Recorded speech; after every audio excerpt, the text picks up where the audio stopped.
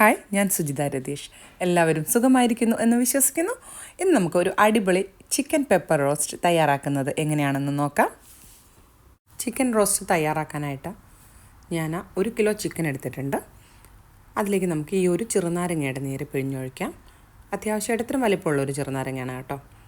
അതോടൊപ്പം തന്നെ ഒരു ചെറിയ ടീസ്പൂൺ ഉപ്പ്, ഒരു ചെറിയ ടീസ്പൂൺ മഞ്ഞൾപ്പൊടി എന്നിവ കൂടി ചേർത്ത് കൊടുക്കാം. 1 ടീസ്പൂൺ മഞ്ഞൾപ്പൊടി മതി. ഇത് നല്ലപോലെ കൈകൊണ്ട് ഒന്ന് മിക്സ് ചെയ്ത് ചിക്കനിൽ പിടിപ്പിച്ചിട്ട് നമുക്ക് ഈ ചിക്കൻ സൈഡിലേക്ക് മാറ്റി വയ്ക്കാം. ഈ സമയം കൊണ്ട് ഇതിലേക്ക് ആവശ്യമായ മസാല തയ്യാറാക്കാം. ഇതിനായി ഞാനിവിടെ ഒരു 20 ചെറിയുള്ളി എടുത്തിട്ടുണ്ട്. 20-22 ചെറിയുള്ളി കാണും. ഇത് തൊലി കളഞ്ഞ് കഴുകിയെടുത്ത് നമുക്കൊരു മിക്സിയുടെ ജാറിലിട്ട് കൊടുക്കാം. ഇനി നമുക്കിതിലേക്ക് 1 ടേബിൾ സ്പൂൺ കുരുമുളക് ചേർത്ത് കൊടുക്കാം.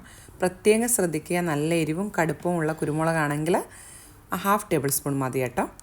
അതോടൊപ്പം തന്നെ ഒരു 6 വെളുത്തുള്ളി അല്ലി ഇതുപോലെ തൊലി കളഞ്ഞത്, ഒരു ചെറിയ കഷ്ണം ഇഞ്ചി, ഒരു മീഡിയം സൈസ് കഷ്ണം ഇഞ്ചി, 1 ടീസ്പൂൺ പെരും ജീരകം, ഒരു 1/2 ടീസ്പൂൺ ചെറിയ ജീരകം, 1 ടേബിൾ സ്പൂൺ മുളക് പൊടി, 1 ടേബിൾ സ്പൂൺ മല്ലിപ്പൊടി എന്നിവ കൂടി ഇതിലേക്ക് ചേർത്ത് കൊടുക്കാം.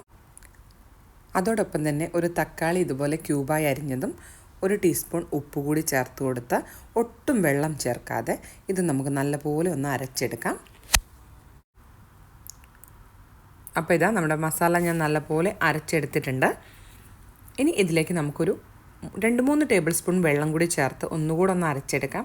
നല്ല ഫൈൻ ആൻഡ് സ്മൂത്ത് പേസ്റ്റായിട്ട് വരണം ഇത് കേട്ടോ. അപ്പോൾ ഇതാ ഞാൻ അരച്ചെടുത്തിട്ടുണ്ട്. മസാല നല്ല ഫൈനായിട്ട് അരച്ചെടുത്തിട്ടുണ്ട്, നല്ല സ്മൂത്തായിട്ട്. ഇത് നമുക്ക് സൈഡിലേക്ക് മാറ്റി വയ്ക്കാം. അതിനുശേഷം ചിക്കൻ വേവിച്ചെടുക്കാനായിട്ട് ഞാൻ അടികട്ടിയുള്ള ഒരു പാത്രം അടുപ്പത്ത് വെച്ചിട്ടുണ്ട്. ഇത് ഒരു ഇടത്തരം തീയിൽ ചൂടായതിനു ശേഷം അതിലേക്ക് 1 ടേബിൾ സ്പൂൺ വെളിച്ചെണ്ണ ഒഴിച്ചു കൊടുക്കാം. വെളിച്ചെണ്ണ നല്ലപോലെ ഒന്ന് ചൂടായിട്ട് വരുമ്പോൾ നമുക്ക് നേരത്തെ തയ്യാറാക്കി വെച്ചിരിക്കുന്ന ചിക്കൻ, മസാലയൊക്കെ പുരട്ടി വെച്ച ചിക്കനില്ലേ, അത് ഇതിലേക്ക് ചേർത്ത് കൊടുക്കാം കേട്ടോ. ഇനി തീ കുറച്ച് കൂട്ടി വെച്ചിട്ട് നല്ലപോലെ ചിക്കൻ ഒന്ന് മിക്സ് ചെയ്തെടുക്കാം. എന്നിട്ട് അടച്ചു വെച്ച് ഹൈ ഫ്ലെയിമിൽ ഒരു 5 മിനിറ്റ് കുക്ക് ചെയ്തെടുക്കാം. അപ്പോൾ ഇത് 5 മിനിറ്റ് കഴിഞ്ഞിട്ടുണ്ട്. നമുക്ക് നോക്കാം ചിക്കൻ്റെ അവസ്ഥ എന്താണെന്ന്. കണ്ടില്ലേ, ചിക്കനിൽ നന്നായിട്ട് വെള്ളം ഇറങ്ങി വന്നിട്ടുണ്ട്. ചിക്കൻ്റെ കളറൊക്കെ മാറി. ഇതിലേക്ക് ഒരു പട്ട കറിവേപ്പില കൂടി ചേർത്ത് കൊടുക്കാം. എന്നിട്ട് നല്ലപോലെ ഒന്ന് ഇളക്കിയെടുക്കാം.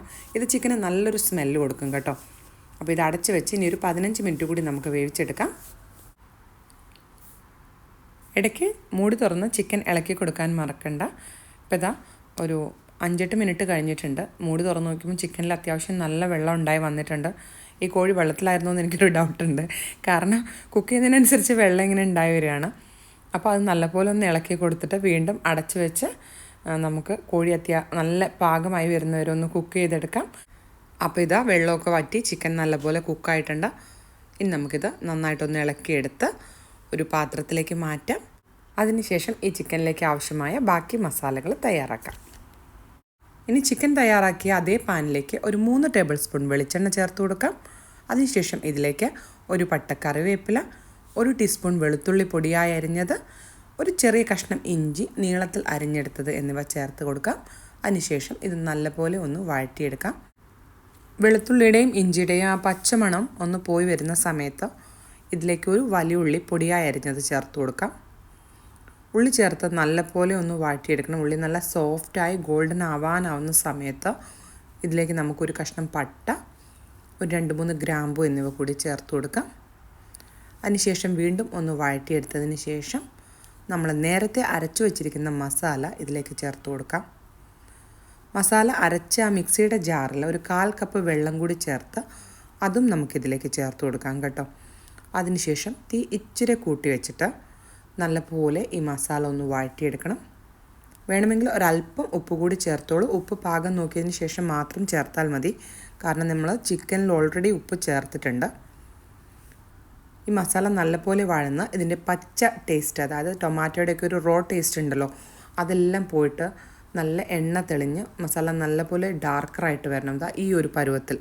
ഈ സമയത്ത് നമുക്കിതിലേക്ക് വേവിച്ച് വെച്ച ചിക്കൻ ചേർത്ത് നല്ലപോലെ ഒന്ന് മിക്സ് ചെയ്തെടുക്കാം. അതോടൊപ്പം തന്നെ ഒരു തക്കാളി ഇതുപോലെ വലിയ ക്യൂബായി അരിഞ്ഞത് കൂടി ചേർത്ത് കൊടുക്കാം.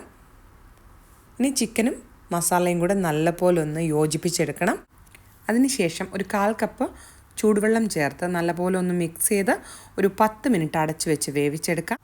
10 മിനിറ്റിന് ശേഷം മൂടി തുറന്ന് തീ ഇച്ചിരി കൂട്ടിയിട്ട് നല്ല പോലെ ചിക്കൻ ഒന്ന് മിക്സ് ചെയ്തെടുക്കാം. അതിനുശേഷം തീ ഓഫ് ചെയ്ത് ചൂട് ചോറിൻ്റെ കൂടെയോ ചപ്പാത്തിയുടെ കൂടെയോ ഒക്കെ സെർവ് ചെയ്യാം. അപ്പം വീണ്ടും അടുത്ത ഒരു നല്ല റെസിപ്പി ആയിട്ട് കാണുന്നവരേക്കും ബൈ ബൈ.